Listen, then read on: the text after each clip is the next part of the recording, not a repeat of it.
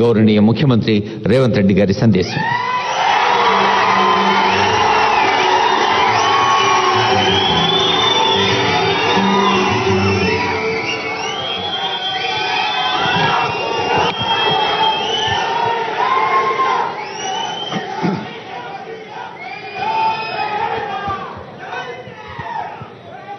సభాధ్యక్షులు మంత్రివర్యులు శ్రీ జూపల్లి కృష్ణారావు గారు తెలంగాణ రాష్ట్ర ప్రభుత్వం తరఫున పద్మవిభూషణ్ పద్మశ్రీ అవార్డు గ్రహీతలను సన్మానించాలన్న ఆలోచన చేసి పెద్దలు వెంకయ్య నాయుడు గారితో మాట్లాడి ఈ సన్మాన కార్యక్రమాన్ని ఏర్పాటు చేయాలని ఆలోచన చేసి మా మంత్రివర్గ సహచరులతో ఉప ముఖ్యమంత్రి వర్యులు బట్టి విక్రమార్క గారితో మాట్లాడి రాష్ట్ర ప్రభుత్వం ఈ కార్యక్రమాన్ని ఏర్పాటు చేయడం జరిగింది. ఈ కార్యక్రమంలో ఉప ముఖ్యమంత్రి వర్యులు బట్టి విక్రమార్క గారు, R&B అండ్ సినిమాటోగ్రఫీ మంత్రివర్యులు కోమటిరెడ్డి వెంకటరెడ్డి గారు, రెవెన్యూ శాఖ మంత్రివర్యులు పొంగులేటి శ్రీనివాసరెడ్డి గారు, సభాధ్యక్షులు జూపల్లి కృష్ణారావు గారు ఈ కార్యక్రమంలో ముఖ్య అతిథులుగా పాల్గొని పద్మవిభూషణ్ అవార్డు గ్రహీతలు తెలుగు ప్రజలు తెలుగు మాట్లాడే భాషా ప్రాంతాలలోనే కాదు, ఢిల్లీకి వెళ్ళినప్పుడు ఏ అవసరం ఉన్నా ఎవరినైనా కలిసి తమ మనసులో మాట చెప్పుకోవాలన్నా నిలువెత్తు తెలుగు విగ్రహం ముప్పవరపు వెంకయ్య నాయుడు గారిని ఈ సందర్భంగా రాష్ట్ర ప్రభుత్వం సన్మానం చేయడం అనేది మనల్ని మనమే సన్మానం చేసుకోవడం అంత గొప్ప కార్యక్రమం. అదేవిధంగా మీ అందరి అభిమాన నాయకుడు, గొప్ప నటుడు, పున్నమి నాగు సినిమాలో నటనలో a commitment ఉండేనో Uyyalawada Narasimha Reddy cinema సందర్భంగా చేసిన నటనలో అదే కమిట్మెంట్. అంటే వారికి సినీ రంగంలో తొలినాళ్లలో అవకాశం వచ్చినప్పుడు ఈ అవకాశాన్ని జారవిడ్చుకోకూడదు, ఈ అవకాశం ద్వారా పైకి వెదగాలని, ఇండస్ట్రీలో నిలదొక్కుకోవాలని ఏ కన్విక్షన్తో కమిట్మెంట్తో వారు తన వృత్తిని చాలా గౌరవప్రదంగా కొనసాగించారో 46 సంవత్సరాల తర్వాత కూడా నటనలో వారి తపన ఈ రోజుకు అదే స్థాయిలో కనిపిస్తుంది. వారే మిత్రుడు చిరంజీవి గారు. నేను చాలామంది నటులు నాకు చాలామంది తెలుసు, ఎందుకంటే చాలా సంవత్సరాల నుంచి ఈ ప్రాంతంలోనే ఉండడం వల్ల 2 సినిమాలు 3 సినిమాలు హిట్ కాగానే ఇంకా వాళ్ళంత గొప్ప నటులు లేరని, వాళ్ళకి ఎవరు పోటీకి రారని భావిస్తుంటారు. కానీ 150 పైచిలకు సినిమాలలో గొప్పగా రాణించి జాతీయ స్థాయిలో అంతర్జాతీయ స్థాయిలో గుర్తింపు పొందిన చిరంజీవి గారిలో ఈ రోజుకు ఆ కమిట్మెంట్ ఉంది. ఆ కమిట్మెంటే వారిని ఇంత గొప్పగా రాణించే అవకాశం కల్పించింది. అలాంటి వారిని మా రాష్ట్ర ప్రభుత్వం సన్మానం చేయడం అనేది మా బాధ్యతగా మేము భావిస్తున్నాం. అదేవిధంగా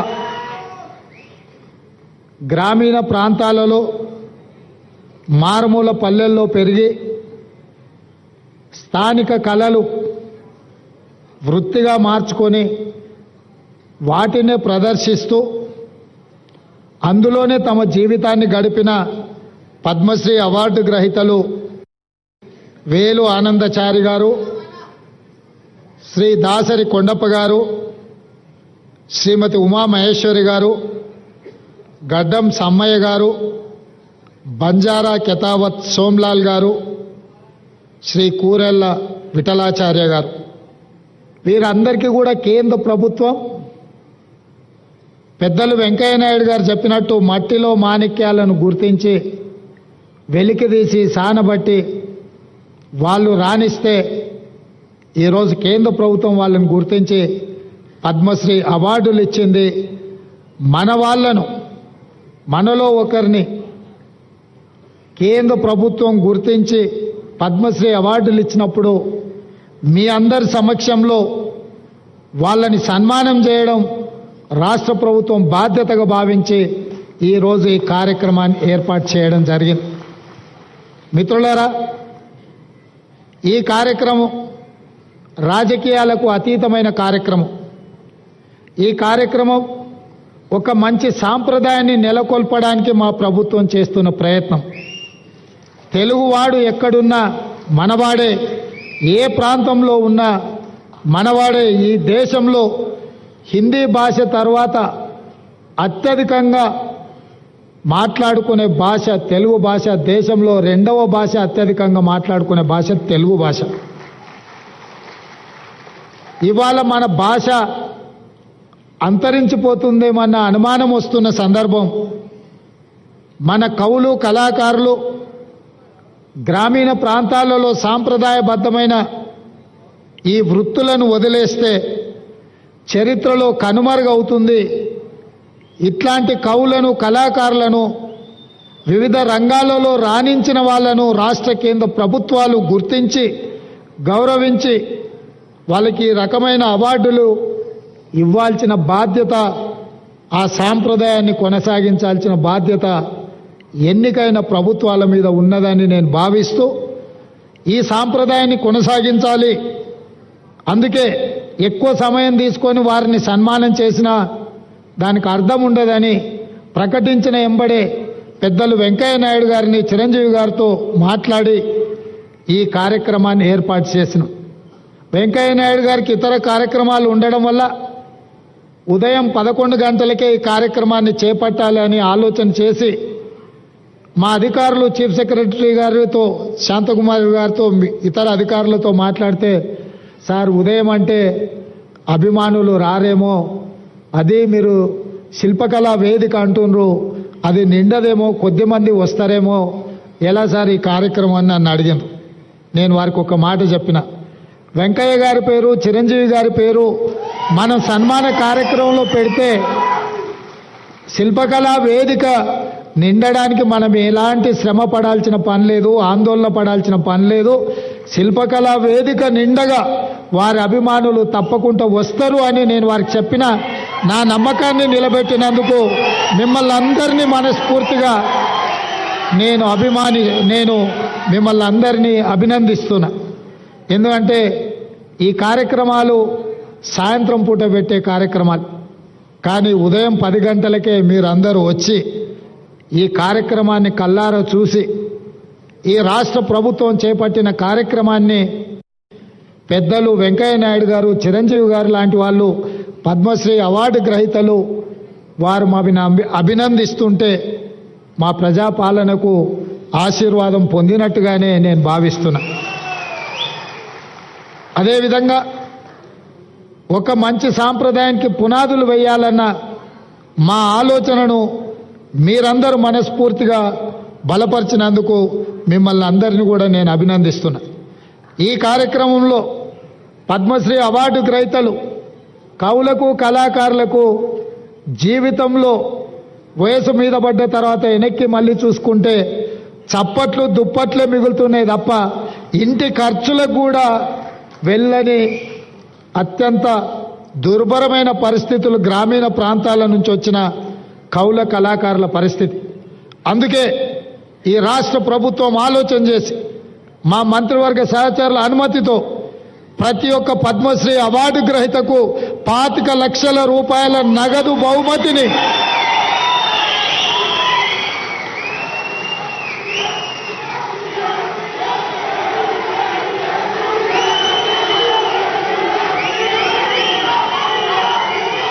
రాష్ట్ర ప్రభుత్వం ఈ పద్మశ్రీ అవార్డు గ్రహీతలను చప్పట్లు దుప్పట్లతోనే కాదు, నగదు బహుమతి ఇవ్వడం ద్వారా జీవితాంతం ఈ కళలకే వారు అంకితం చేసి మిగతా జీవితాన్ని కూడా ఈ కళలోనే వాళ్ళు రాణించాలని మన ప్రభుత్వం, ప్రజాప్రభుత్వం 25 లక్షల రూపాయలతోటి నగదు బహుమతి వారికి ఇవ్వాలని మా ప్రభుత్వం నిర్ణయం తీసుకున్నది. ఈ వేదిక మీదనే పెద్దలు వెంకయ్య నాయుడు గారు, మిత్రులు చిరంజీవి గారి చేతుల మీదుగా వారికి ఆ నగదు బహుమతిని ఇవ్వాల్సిందిగా వారికి విజ్ఞప్తి చేస్తున్నా. అదేవిధంగా ఈ నగదు బహుమతితో పాటు ప్రతి నెల వారి ఖర్చుల కోసం, ఎందుకంటే వైద్యము ఆరోగ్యము ఖరీదైంది, ఇంట్లో చిన్న చిన్న ఖర్చులు కూడా ఈరోజు పెరిగిపోయినాయి.